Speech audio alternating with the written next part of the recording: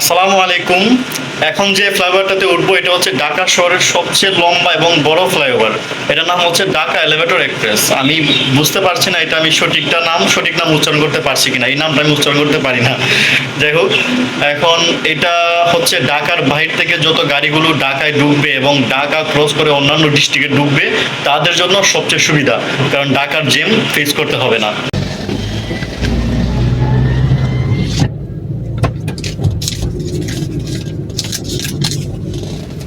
বিসমিল্লাহির রহমানির রহিম। আমরা দেখতে পাচ্ছি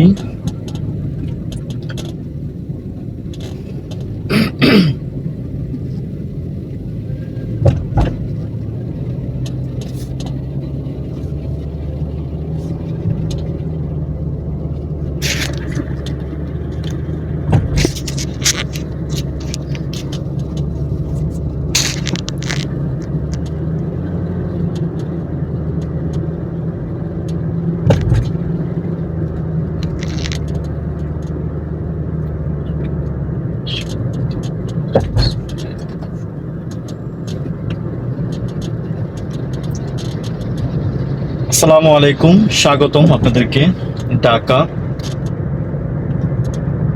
এলিভেটর এক্সপ্রেস হাইওয়েতে। আমি এখন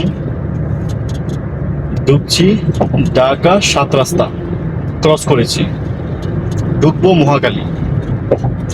আমি এখন অলরেডি 6 তলার উপর আছি।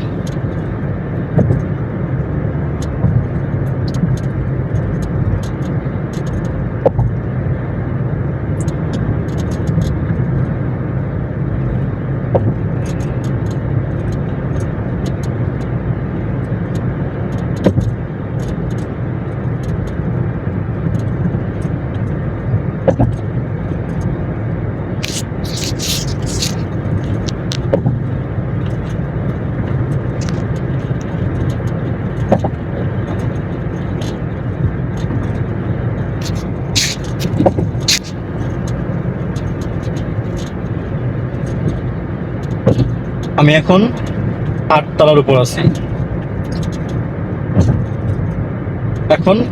তলার উপর আছি। বনানী মহাখালী ক্রস করেছি অনেক আগে, কখন ক্রস করেছি বুঝতেও পারিনি।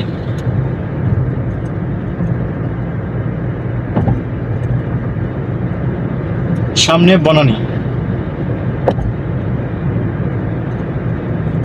সেতু ভুবন ক্রস করলাম এই মুহূর্তে।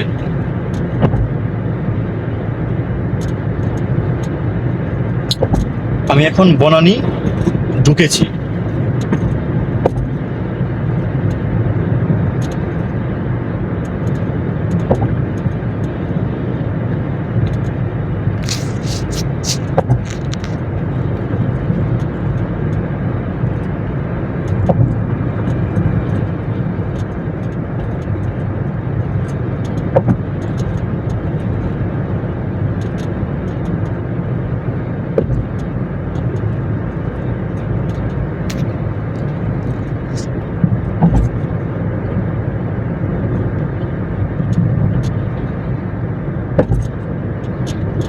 কুড়িল 3 কিলোমিটার।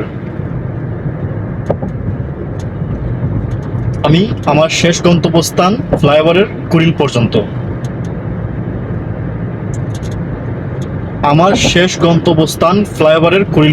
ফ্লাইওভার উত্তরা পর্যন্ত গিয়েছে, আশা করি আবদুল্লাহপুর পর্যন্ত যাবে, কাজ চলতেছে। আমি এখন বর্তমানে আছি 8 তলার উপর।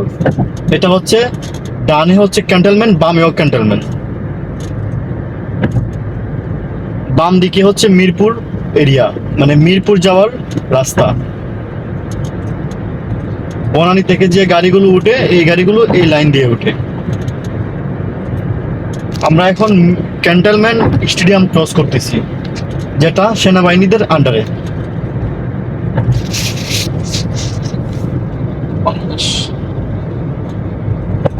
বাংলাদেশ আর্মি স্টেডিয়াম ক্রস করলাম। কুড়িল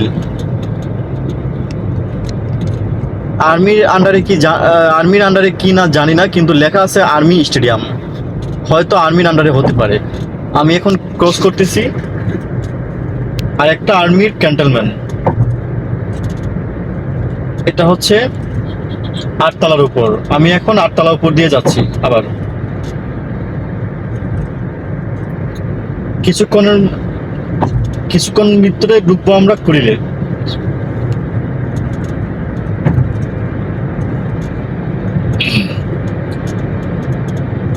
ডানে এবং বামে যে বেড়াগুলো দেখতে পাচ্ছেন ওগুলো হচ্ছে আর্মির সুরক্ষার জন্য, উপর থেকে যেন কেউ কিছু না ফেলতে পারে ওই জন্য ওগুলো দেওয়া হয়েছে, ময়লা অথবা বোতল। কারণ নিচে হচ্ছে আর্মি সেনাবাহিনীর ক্যান্টনমেন্ট।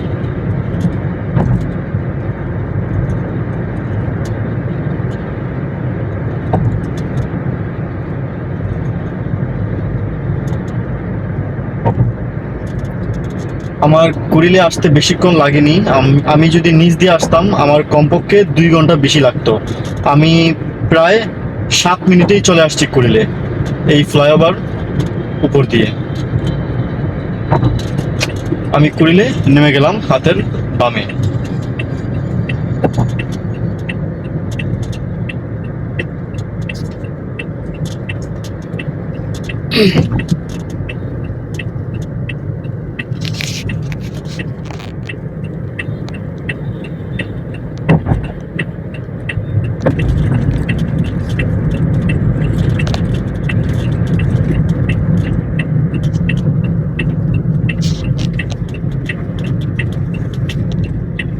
সবাই ভালো থাকবেন, সুস্থ থাকবেন।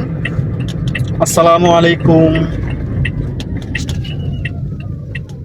সবাই ভালো থাকবেন, সুস্থ থাকবেন।